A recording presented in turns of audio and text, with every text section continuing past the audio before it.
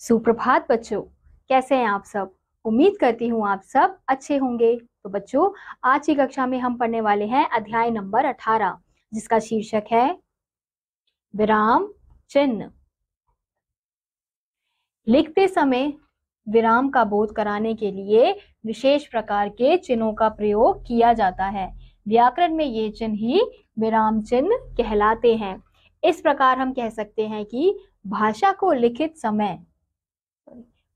लिखते समय रुकने तथा ठहरने की प्रक्रिया को स्पष्ट करने के लिए जिन चिन्हों का प्रयोग किया जाता है उन्हें विराम चिन्ह कहते हैं। यानी कि जब हम भाषा जो हम बोल रहे हैं, अब जब हम उसे लिखते हैं तो हमें अगर प्रकट करना है कि उसमें कब ठहरना है, रुकना है, इस प्रकार के भावों को प्रकट करना होता है, तो हम किसका प्रयोग करते हैं? हम विराम चिन्ह का प्रयोग करते हैं। तो पहला विराम चिन्ह है पूर्ण विराम। सामान्य कथन वाले वाक्यों की समाप्ति पर पूर्ण विराम चिन्ह लगाया जाता है। जैसे माता और मातृभूमि स्वर्ग से बढ़कर होती है। मेरा नाम नेहा चौहान है। तो हम यहाँ देख सकते हैं कि किस प्रकार से एक वाक्य की समाप्ति पर पूर्ण विराम का प्रयोग किया गया है। अब अगला है हमारा अल्प विराम। बातचीत करते समय अथवा लिखते समय जब हम अपनी बहुत सी वस्तुओं का एक साथ वर्णन करते हैं तो अलग अलग करने अथवा वाक्य में थोड़ी देर रुकने के लिए अल्प विराम का प्रयोग किया जाता है। अल्प विराम चिन्ह निम्नलिखित स्थितियों में प्रयोग किया जाता है।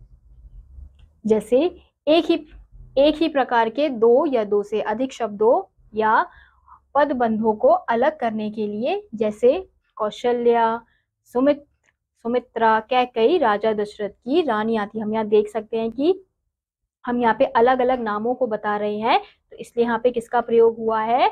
अल्प विराम चिन्ह का प्रयोग किया गया है। अगला है संबोधन शब्द के बाद, जैसे शुभ, अब आए हो, बच्चों चलो खाना खाओ। जब हमें वाक्य में थोड़ी देर रुकना होता है तो भी हम अल्प विराम चिन्ह का प्रयोग करते हैं। अगला है हमारा उद्धरण चिन्ह से पहले। अध्यापक ने कहा, तो ये क्या है? हमारे उद्धरण चिन्ह। उद्धरण चिन्ह से पहले अल्प विराम चिन्ह का प्रयोग किया जाता है। अगला है संवाद के समय हाँ तथा नहीं के पश्चात, जैसे जय देव, क्या तुम पोलियो रैली में जाओगे? अगला है हमारा समुच्चय बोधक अव्यय का लोप होने पर, जैसे हम जल्दी आ जाते, बस लेट हो गई। अगला है संबंध बोधक अव्यय का लोप होने पर, जैसे जितना चाहो ले लो। अब अगला है हमारा अर्ध विराम। जहां अल्प विराम से कुछ अधिक और पूर्ण विराम से थोड़ा कम रुकना हो, वहां अर्ध विराम का प्रयोग होता है। जैसे मैंने उसे डांटा नहीं, मैंने उसे डांटा ही नहीं, प्यार से समझाया भी। यानी कि जब हमें वाक्य में पूर्ण विराम से थोड़ा कम और अल्प विराम से थोड़ा अधिक रुकना होता है तो हम अर्ध विराम का प्रयोग करते हैं। ऐसे ही अगला है अपूर्ण विराम। जहां वाक्य पूरा नहीं होता बल्कि किसी वस्तु अथवा विषय के बारे में बताया जाता है, वहां अपूर्ण विराम का चिन्ह का प्रयोग किया जाता है। जैसे श्री कृष्ण के उनके अनेक नाम हैं, मोहन, गोपाल। भारत के प्रमुख 4 महासागर हैं, मुंबई, कोलकाता, दिल्ली तथा चेन्नई। तो ये क्या है हमारे? ये इस प्रकार से हम किसका प्रयोग करते हैं? अपूर्ण विराम का प्रयोग करते हैं। यानी कि एक वाक्य जो है वो पूरा नहीं हुआ है, हमें उसके आगे उसकी वस्तु, किसी का नाम लिखना है, तो हम किसका प्रयोग करते हैं? अपूर्ण विराम का प्रयोग करते हैं।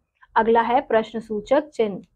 जिन वाक्यों का प्रयोग प्रश्न पूछने में किया जाता है उनके अंत में प्रश्न सूचक चिन्ह लगाया जाता है। जैसे इतनी तेज धूप में क्यों घूम रहे हो? तो हम यहाँ देख सकते हैं इस वाक्य में प्रश्न पूछा जा रहा है। यानी कि जिन वाक्यों में प्रश्न पूछा जाता है, जो वाक्य प्रश्न पूछने के लिए होते हैं, उनके अंत में प्रश्न सूचक चिन्ह लगाया जाता है। अब अगला है हमारा विस्मय सूचक चिन्ह। हर्ष, शोक, घृणा, आश्चर्य आदि मनोभाव को प्रकट करने के लिए इस चिन्ह का प्रयोग किया जाता है। जैसे वाह कितना सुंदर दृश्य है, ये क्या हो गया? हर्ष का भाव हो गया। ऐसे ही अरे तुम कब आए, ये क्या हो गया? आश्चर्य का भाव हो गया। तो जब हम हर्ष, शोक, घृणा, आश्चर्य इस प्रकार के अपने मनोभाव को प्रकट करना चाहते हैं वाक्यों में, तो हम किसका प्रयोग करते हैं? विस्मय सूचक चिन्ह का। अगला है योजक।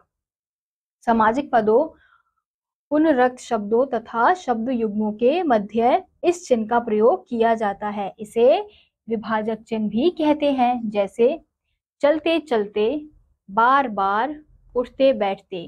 तो जब हम एक समान पदों का प्रयोग करते हैं या अलग अलग पदों का प्रयोग करते हैं, विपरीत पदों का प्रयोग करते हैं, तो हम योजक चिन्ह का उस समय प्रयोग करते हैं। ऐसे ही अगला है निर्देशक चिन्ह। किसी कथन, विवरण, उदाहरण, सूचना अथवा निर्देश के बाद चिन्ह का प्रयोग किया जाता है। जैसे हमारे राष्ट्रीय पर्व हैं गणतंत्र दिवस, स्वतंत्रता दिवस, गांधी जयंती। ये क्या हो गया? हमारा निर्देशक चिन्ह। ऐसे ही अगला है हमारा उद्धरण चिन्ह। इकहरा उद्धरण चिन्ह। उद्धरण चिन्ह के दो प्रकार हैं। पहला है इकहरा उद्धरण चिन्ह। किसी विशेष व्यक्ति, ग्रंथ, उपनाम, समाचार पत्र, पत्रिका आदि का नाम लिखते समय इकहरे उद्धरण चिन्ह का प्रयोग किया जाता है। जैसे सूर्यकांत त्रिपाठी निराला प्रसिद्ध कवि हैं।